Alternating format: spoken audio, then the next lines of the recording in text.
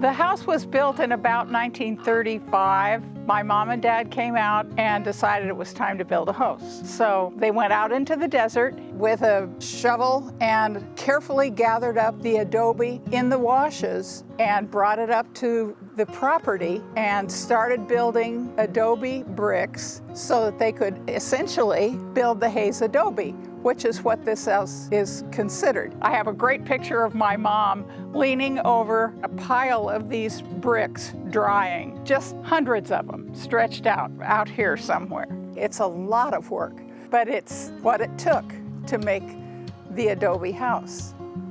My dad was a master gardener, and it was the main thing that kept him sane. The garden was his outlet. He had marvelous flowers.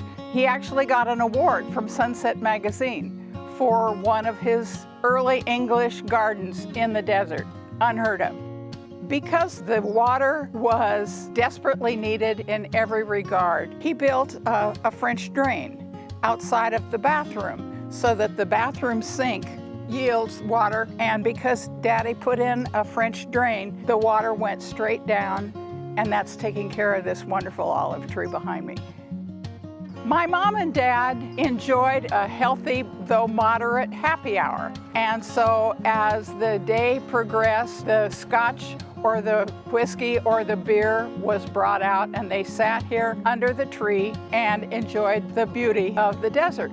And as those bottles started building up, he decided instead to make use of them. So he decorated a portion of the wall. It's just a hoot. And it's something that everybody who comes has to come see because it just is not anywhere else. In contrast to my dad's garden, which was magnificent, big, beautiful, colorful, smelled wonderful, our garden is as different as one can get. Very undemanding. We have a lot of rosemary as our garden because it hangs in during the heat. And the bees love it because it's got pretty little blue flowers on it. I have had some tomatoes. Everybody has to have a fresh tomato once in a while. And so we have had tomatoes in a box. There are a few trees that work, Palo Verde, mesquite, and of course the athels and the olive. Some of them do very well out here. And other than that, I try to get some seasonal colors just to liven us up. A lot of the stuff we don't even have to worry about. We have a whole lot of cactus, and they just sort of shoulder on.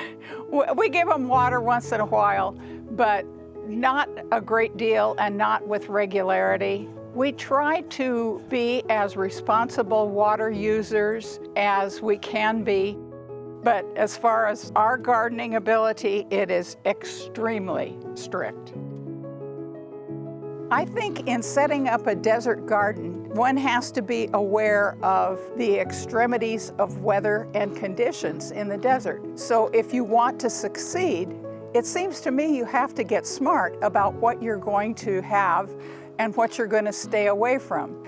I think that if somebody wanted to set up a desert garden, it wouldn't hurt to come look at what my folks did, because I think they did a really good job.